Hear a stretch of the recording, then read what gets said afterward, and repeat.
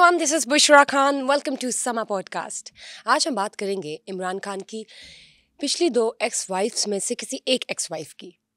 अब जानना तो ये है कि मैं किसकी बात कर रही हूँ। वो एक ऐसी शख्सियत है जो कि she is a British woman. Of course I am talking about miss जमाइमा Goldsmith.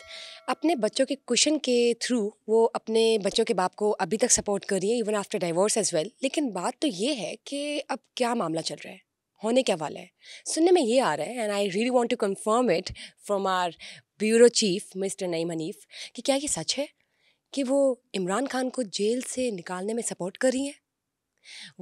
इसके बरक्स एक और बात भी मैं जानना चाहूँगी कि जब आप पीटीआई छोड़ते हैं तो वो एक ब्रेकिंग न्यूज़ नहीं है।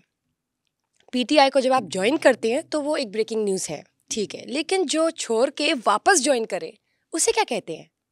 इस बारे में आज हम जानेंगे mister Naeem Hanif, bureau chief, समा टीवी से। अस्सलाम वालेकुम। वालेकुम सलाम बुशरा। कैसे हैं आप? अल्हम्दुलिल्लाह। सुन तो आपने लिया कि मेरे पास इस वक्त 2 ऐसी इन्फॉर्मेशन है और मुझे लगता है कि आज मैं आपसे ना 10 कदम आगे हूँ। मेरे पास इन्फॉर्मेशन है, लेकिन नाउ आई वांट यू कि इसको आप कंफर्म करें।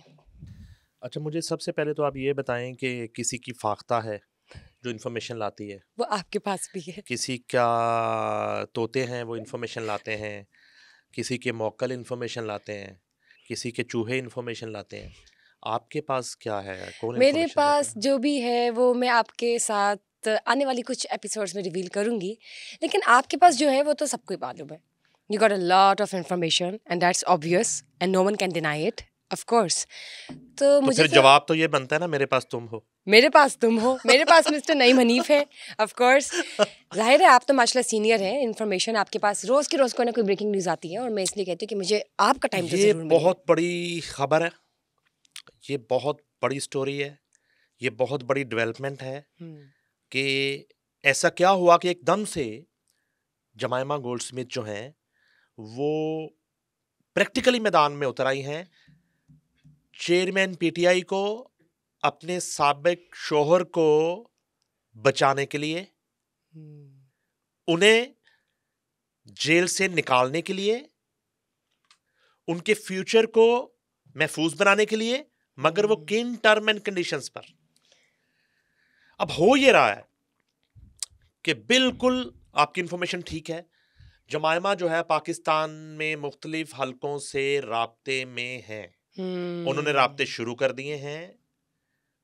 उनमें उन हलकों में बहुत से ताकतवर हलके भी हैं, और जमाइमा जो हैं यहाँ तक इस वक्त लीड कर रही हैं इस कैंपेन को बाहर बैठ के, ओवरसीज में और पाकिस्तान में, कि उनके पास ये इख्तियार है जो कि जाहिर है कि चेयरमैन पीटीआई ने उनको ये इख्तियार, हम ढूंढ रहे थे बड़े दिनों से कि चेयरमैन पीटीआई अगर जेल में होंगे, 8 फरवरी आ जाएगी तो क्या बनेगा, पार्टी को लीड कौन करेगा,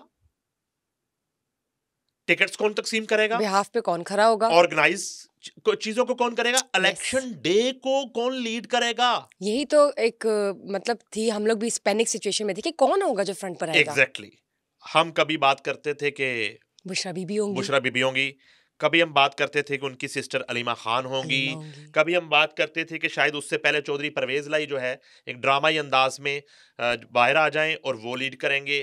कभी हम शक करते थे कि शाह महमूद कुरैशी जो हैं शायद उनकी एक दरीना ख्वाहिश जो है प्राइम मिनिस्टर बनने की और पीटीआई को लीड करने की, शायद वो कोई इस तरह का तहलका जो है देखने में आ जाए।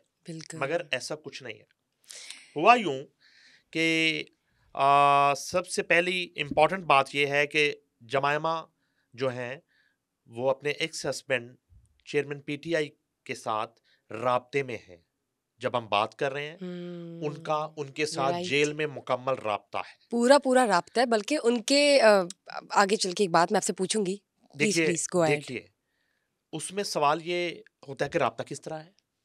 अब जाहिर है कि आज का जो दौर है, जदीद दौर और एक डिजिटल वर्ल्ड, उसमें तो फोन है या किसी डिवाइस से राब्ता हो सकता है, मगर यहाँ मामला थोड़ा सा एक पुराने दौर का है। यहाँ जो है ना कबूतर जाता है पैगाम लेके, और वो कबूतर जो है उसका जवाब लेके फिर वापस आता है, और वो एक मैसेंजर का रोल जो है वो कबूतर निभा रहा करता है। है, बिल्कुल। तो वो कबूतर एक नहीं है, उनकी तादाद ज्यादा है। वो उन्हीं लोगों में शामिल हैं जो जिनको परमिशन है मुख्तलिफ आइनी जो है एक वजूहात की बिना पर कि वो उनसे मिल सकते हैं। उन मुलाकातों में बहुत से पैगामात जो हैं वो लंदन से जा रहे हैं, हम्म। और फिर उनके जवाबात लंदन पहुंचाए जाते हैं। और जमाइमा जो है वो बराह रास्त इस वक्त लीड कर रही हैं सारी सिचुएशन को। और यहाँ तक भी इतलात हैं कि आइंदा इलेक्शन के हवाले से जो टिकट्स तकसीम की जाएंगी उनमें भी इनकी जमाइमा इन्वॉल्वमेंट होगी। एग्जैक्टली उनकी सही है। मुशावरत और चीज़ें उनकी मर्जी से होंगी। अच्छा, इस हवाले से चेयरमैन पीटीआई ने अपनी मौजूदा जो उनकी अहलिया हैं हम्म। उनको भी एक एतमाद में लिया है, और उनकी इजाज़त से ये सब कुछ हो रहा है। अब ये है कि जमाइमा जो हैं वो ऐसा कौन सा प्लान जो है उसकी एग्जीक्यूशन की तरफ बढ़ रही हैं, या ऐसा कौन सा खेल है कि अचानक से cipher, Toshakhana, Al Qadir trust, 190 million pound hmm. और अनगिनत केसेस से चेयरमैन पीटीआई को निकाल के ले जाएंगी, और उन्हें बाहर खड़ा कर देंगी, और उन्हें कहेंगी 8 फरवरी के इलेक्शन में आप आप आ जाए ना, पार्टिसिपेट हाँ, करें। पार्टिसिपेट ऐसा करें। नहीं होगा। लेकिन वो क्या क्या मामला देखें, यहाँ मामला एनआरओ का है। हम्म। अब वो जो डील बनाने की कोशिश कर रही हैं वो एनआरओ मांग रही हैं, और दर हकीकत एनआरओ जमाइमा नहीं मांग रही, चेयरमैन पीटीआई एनआरओ मांग रहे हैं। जाहिर है, और उसके थ्रू जाहिर है। जी जी, जिसका हमेशा उन्होंने एक दावा किया, हमेशा उनका नारा रहा कि मैं एनआरओ नहीं मांगूंगा। हम्म। सूरत हाल एनआरओ तक पहुंच गई है।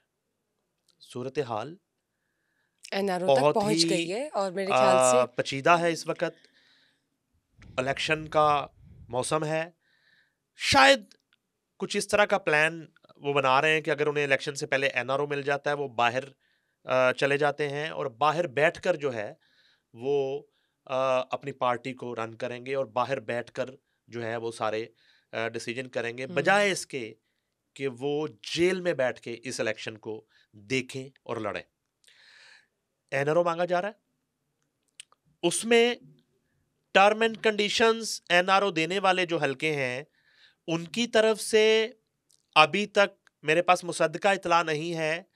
कोई कंडीशन जो हैं वो बनाई गई हैं, कोई रिक्वायरमेंट बताई गई है, नहीं बताई गई। अलबत्ता जमाइमा गोल्डस्मिथ की तरफ से एक जो है फॉर्मूला जिसको आप कह सकती हैं वो बना के पेश ज़रूर किया गया है कि वो जो है वो मुल्क से बाहर चले जाएंगे, और वो किसी तरह की जो है डिस्कशन नहीं करेंगे, कोई उनकी मीडिया अपीयरेंस नहीं होगी, ना ही वो पाकिस्तान की सियासत में किसी तरह की इंटरफेरेंस करने की कोशिश करेंगे, ना ही इदारों के ख़िलाफ़ कोई महाजराई होगी, और ना ही जो है उनकी पार्टी की तरफ से किसी 9 मई का रिपीट खुदा न खास्ता एपिसोड होगा।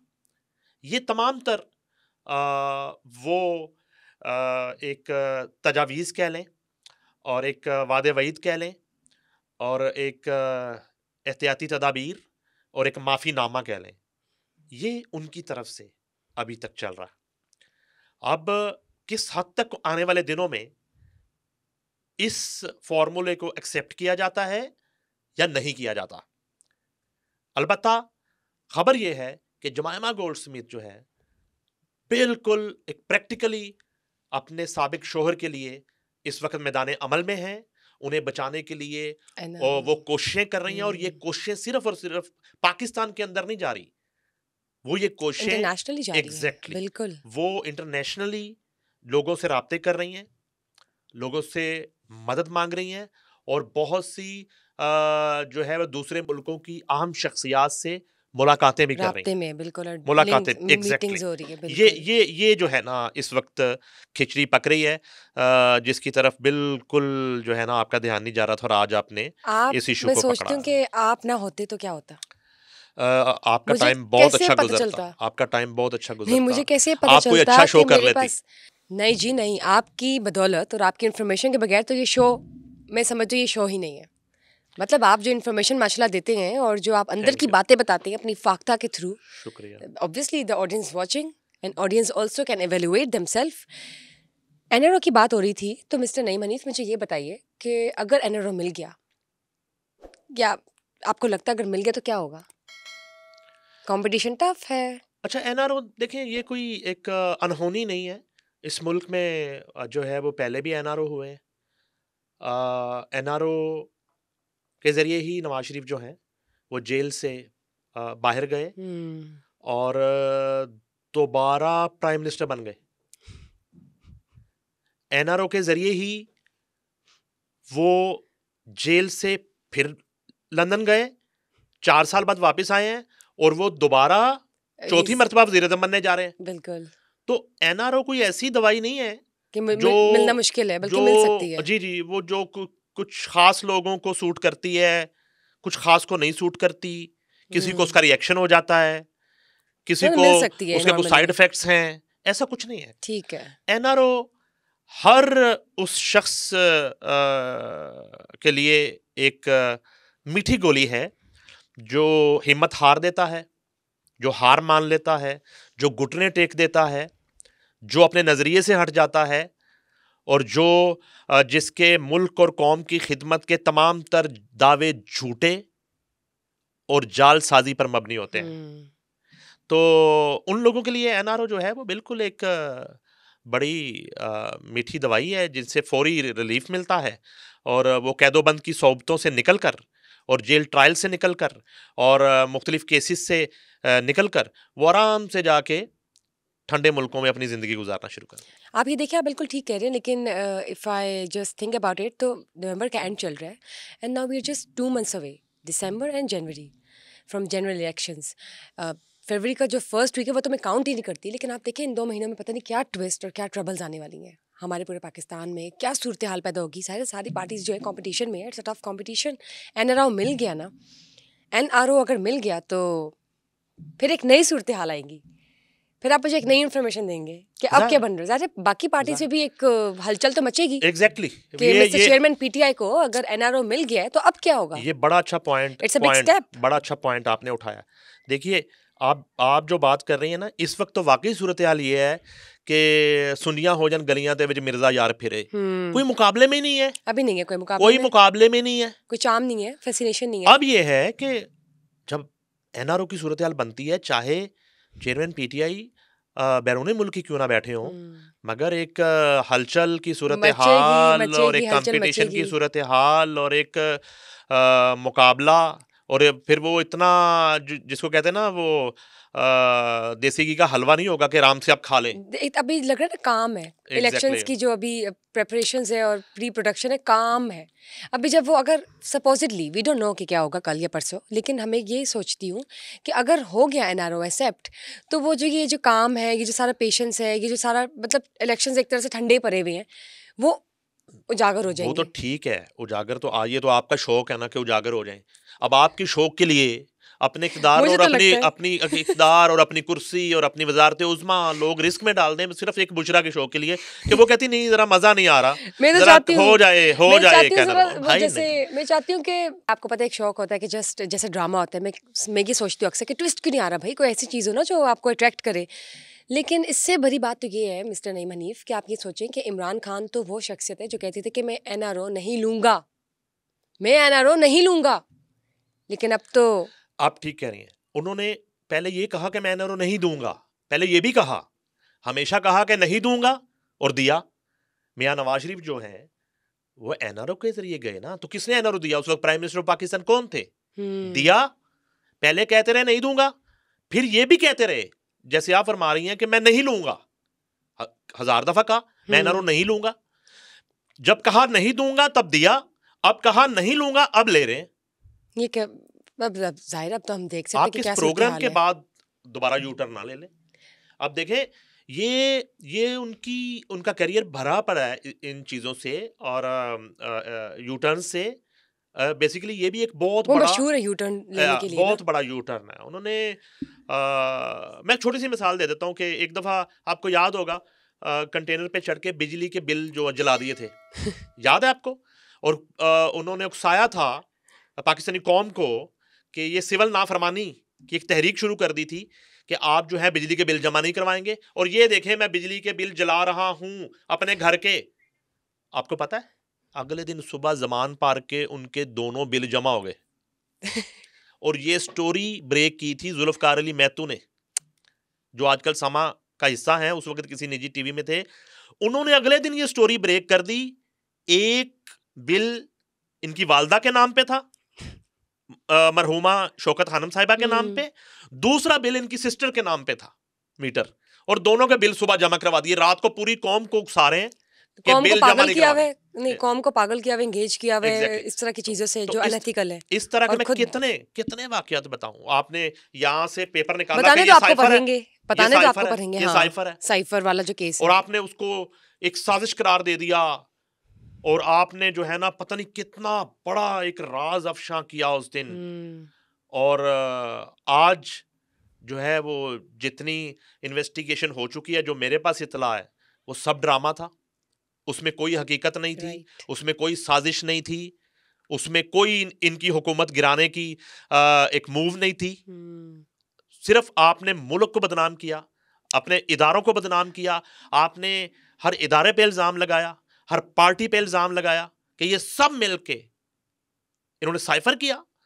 साइफर ड्रामा भी एक्सपोज हो चुका है, जिसमें मुझे बचत नजर नहीं आती। मुझे तो अब एनआरओ देने वालों से भी थोड़ा सा हो रहा है कि वो कितने जीनियस हैं, क्या फॉर्मूला बनाएंगे कि इतने बड़े बड़े केसेस में से एक मक्खन में से बाल की तरह आज के दौर में, ये उनके अपने अल्फाज है चेयरमैन पीटीआई के, कि आज के दौर में आप किसी को बेवकूफ नहीं बना सकते। मैं ये सोचती हूँ कि अगर आप रहते तो मुझे इन्फॉर्मेशन कौन देता। मैं तो बहुत शुक्रगुजार हूँ अल्लाह की कि I have you mister bureau chief.